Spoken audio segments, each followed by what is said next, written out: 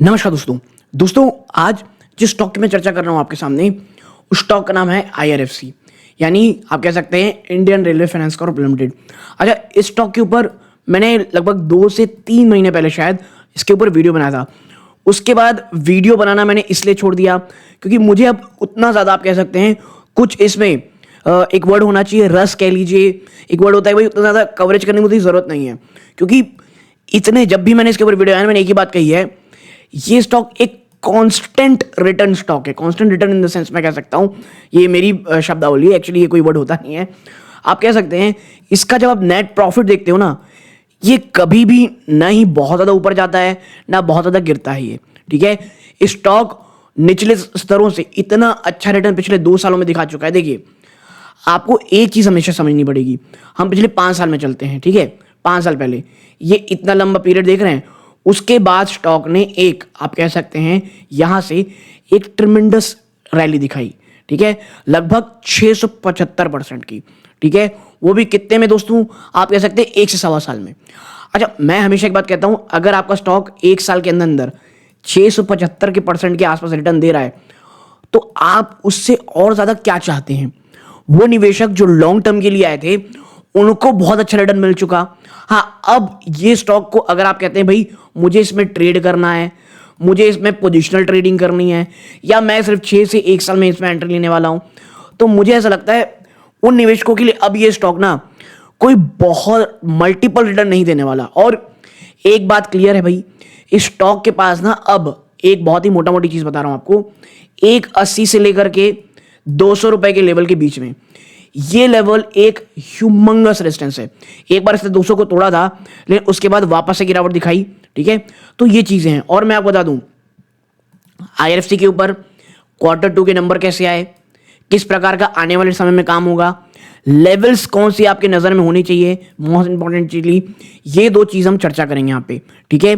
Video को अंत तक देखिएगा, वीडियो को लाइक जरूर कर दीजिएगा ताकि YouTube औरों को भी रेकमेंड करे। और मैं बता दूं यहाँ पे डिस्क्लोजर दे दूं आपको, मेरी फैमिली मेंबर IRFC हो सकती है दोस्तों अभी भी। इस स्टॉक में मैंने जब 2-3 महीने पहले बताई थी तब भी ये बात डिस्क्लोज की थी कि भाई स्टॉक ना मेरे पास ये 30 रुपए के आसपास है, 30 या 33 रुपए के आसपास, ओके, इनके बीच में है। स्टॉक जब 180 के ऊपर गया था ना, मैंने इस स्टॉक में एक पार्शियल प्रॉफिट बुक किया था। और अब जितना भी स्टॉक है मेरे पास, अब मैं उसको ना बहुत लंबे समय तक रखना चाहता हूं। डिविडेंड कंपनी देती है, 10 रुपए की फेस वैल्यू का स्टॉक है, रखे रहो अब, और कोई प्रॉब्लम नहीं है मुझे अब, ठीक है। तो अब चर्चा करते हैं आगे की, लेकिन आगे बढ़ने से पहले दोस्तों स्क्रीन में दिख रहा होगा मात्र 16% ऐसे व्यूअर हैं जो हमारा वीडियो देख रहे हैं और चैनल सब्सक्राइब कर रहे हैं, इनके लिए बहुत बहुत धन्यवाद। और जो नॉट सब्सक्राइब व्यूअर हैं वो 84% है। अगर आप वीडियो देखते हैं, आपको पसंद आती है, प्लीज वीडियो को सब्सक्राइब करके ना ऑल नोटिफिकेशन जरूर दबाइएगा। आप ऐसा करते हैं दोस्तों, चैनल की बहुत ग्रोथ होती है, ठीक है। ये आपके लिए बहुत छोटा सा काम रहता है, बट एज अ चैनल को ग्रोथ होने के लिए सब्सक्राइबर बढ़ना जरूरी है। आप प्लीज चैनल को सब्सक्राइब जरूर कीजिए और ऑल नोटिफिकेशन दबाइएगा। किसी अन्य स्टॉक में चर्चा करानी है, जैसे एक कमेंट आया था IRFC के लिए बहुत ज्यादा आ रहा था, तो मैंने इसके ऊपर बना रहा है। आपको अगर और किसी स्टॉक बनानी है तो कमेंट बॉक्स में बताइएगा, ओके। अब चलते हैं आगे। सबसे पहले एक चीज देखेंगे आप, स्टॉक 10 रुपए की फेस वैल्यू का स्टॉक है, ओके, इसको थोड़ा हम यह देखें, ठीक है। स्टॉक की पी ऑलमोस्ट सेम है जितनी इसमें रहती है, ठीक है। कोई इतना ज्यादा भी ये महंगा नहीं हो गया है भाई साहब कि एकदम डराना हो जाए, ठीक है। तो आप कह सकते हैं 4 टाइम्स के आसपास ये बुक वैल्यू में ट्रेड कर रही है, ये स्टॉक ट्रेड कर रहा है, ठीक है। पेट्रोस स्कोर तो खैर फाइनेंशियली तो ये बहुत ज्यादा स्ट्रांग है, ठीक है। अच्छा, एक बड़ी इंपॉर्टेंट चीज है जो लोगों को समझ में आनी चाहिए, आप देखें यहाँ पे कई लोगों को ये नहीं पता कि IRFC करती क्या। आप IRFC से लोगों को लगता है भाई ये केवल फंड देती है और उससे काम होता है, नहीं। इनका जो सबसे बड़ा चंक आता है ना दोस्तों, सबसे बड़ा बिजनेस जो मिलता है, ये इनको मिलता है leased out to the Indian railway as finance lease. जो इनके पास चीजें हैं ना, जो एसेट्स हैं, उसको लीज देने में कंपनी को ये चीजें आती हैं, ठीक है। यानी रेलवे कोई काम कर रहा था तो उस समय जो वो चीजें देती हैं, ठीक है। अब आप देखेंगे यहाँ पे कंपनी का यहाँ पे आप देखें जो ये लीजिंग ऑपरेशन है, देखिए, the company follows the leasing model to finance the acquisition of rolling stock and project asset for Indian Railways, the lease period typically span 30 years, divided into a primary and a secondary period. During the primary period, both principal and interest component are recovered as part of the lease agreement, and upon completion of the secondary lease period, the assets are handed over to the Ministry of Railway for a nominal amount. ठीक है, तो जो leasing amount है ना, एक बहुत ही layman language समझ लीजिए, भले ही लेंडिंग ऑपरेशन और लीजिंग ऑपरेशन दो बिजनेस हैं, बट लीजिंग सबसे ज्यादा कंपनी के पास पैसे आते हैं। ठीक है, तो ये एक छोटी मोटी चीजें हो गई। अब आते हैं अन्य चीजों के ऊपर। देखिए, अगर हम नीचे जाएं, आपको ये समझ में आएगी, आप क्वार्टरली नंबर्स देखिए। कंपनी का सेल्स कितना आया है? 6,900 करोड़ रुपए दोस्तों। ठीक है, अब ये एक साल पहले के 6,761 करोड़ से ना कोई बहुत बड़ा जंप है, ना कोई बहुत बड़ी गिरावट है। ठीक है, लगभग उसी प्रकार के हैं। अब इससे अच्छी चीज आप प्रॉफिट देखिए, नेट प्रॉफिट भाई साहब 1,545 करोड़ था, जो अब बढ़ करके 1,613 करोड़ हो गई है। कंपनी की ईपीएस एक साल पहले 1 रुपये 18 पैसे थी, जो बढ़ के 100 रुपये 23 पैसे हो गई। और देखिए, धीरे धीरे आपको यहाँ पे एक गिरावट यहाँ मिली थी, फिर वापस से जंप आपको यहाँ देखने को मिल रही है। तो एक ना बहुत ही कॉन्स्टेंट बिजनेस चल रहा है। और देखिए, इसका बिजनेस कोई साइंस और रॉकेट साइंस भी नहीं है, जिस तरह पहले था आज भी उस तरह काम कर रहा है, और धीरे धीरे इसी तरह ये बढ़ती रही कंपनी। अगर आपको लग रहा है कि भाई कोई एक्स्ट्राऑर्डिनरी बिजनेस हो जाएगा, ऐसा नहीं, क्योंकि कमेंट सेक्शन में एक चीज आई थी कि आखिर इसके जो प्रॉफिट्स हैं ये ह्यूमंगस कम होंगे। देखिए, ये ह्यूमंगस होने के चांसेस मुझे थोड़े कम लगते हैं।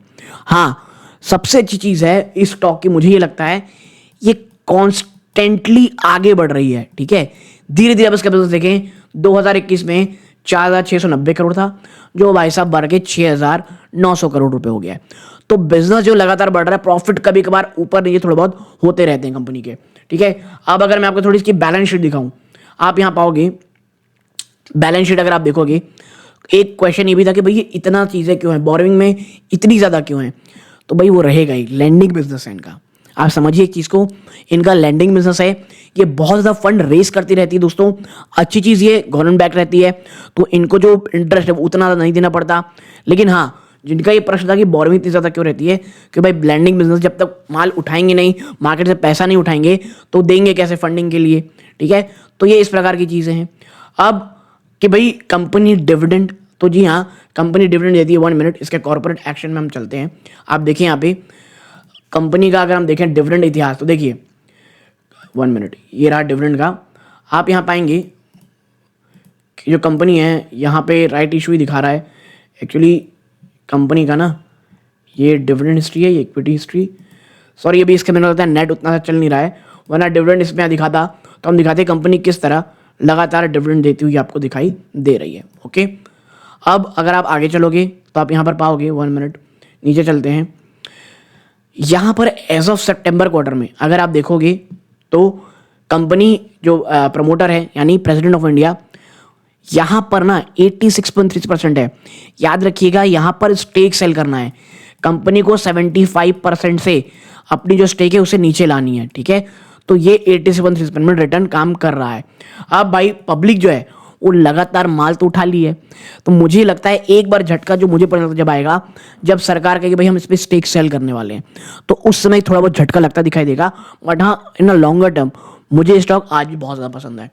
वो निवेशक जो ये देखना चाहते हैं कि भाई लेवल्स कौन से जो आपकी नज़र में होने चाहिए, देखिए प्रेसिडेंट ऑफ इंडिया जैसे मैंने कहा था 86.6% मंथली, पिछले मंथ जो भी ट्रेड हुआ है उस हिसाब से अगर आप लेवल निकालोगे, और मैं बता दूं आपको ये कॉन्स्टेंटली उसी रेंज में ट्रेड कर रहा है, तो अब ना ये जो लेवल्स हैं काफ़ी अच्छे रह जाते हैं।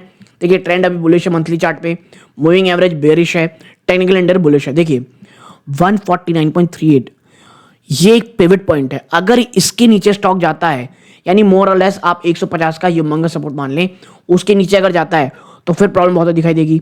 फिर 137 का एक बड़ा सपोर्ट, ठीक है, फिर 126 रुपए का सपोर्ट है, और उसके बाद आप देखोगे तो 114.56% का 5 रुपए का आपको यहाँ पे सपोर्ट देखने को मिल रहा है।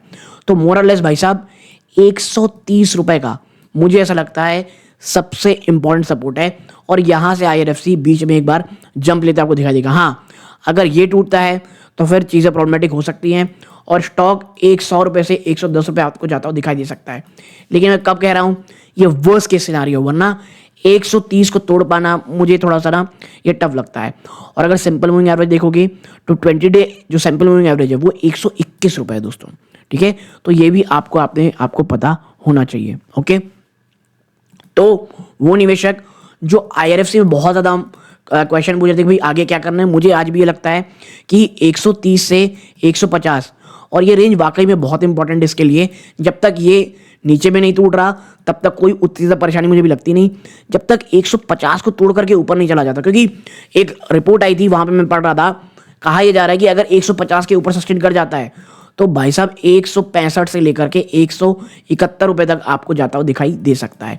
ठीक है, बट देखना ही होगा आगे किस तरह होती है। अच्छी बात यह है बाजार में लिक्विडिटी वापस आ चुकी है, तो ये एक काफ़ी अच्छा, एटलीस्ट आप कह सकते हैं एक मोरल बूस्टर हो सकता है स्टॉक के लिए।